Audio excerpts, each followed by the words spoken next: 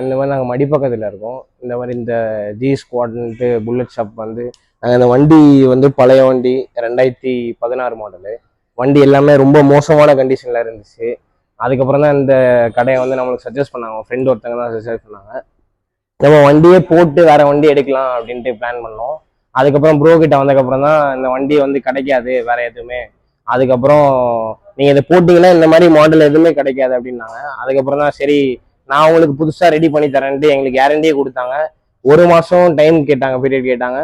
அதே மாதிரியே வண்டி சூப்பராக ரெடி பண்ணி தந்துட்டாங்க. நீங்கள் பார்த்தாலே தெரியும், வண்டி ஓட்டுறதுக்கும் சூப்பராக இருக்குது. இந்த ஓல்டு லுக்கு நான் கேட்டிருந்தேன், அதே மாதிரி எல்லாமே நான் கேட்ட மாதிரி எல்லாமே மாற்றி கொடுத்துட்டாங்க.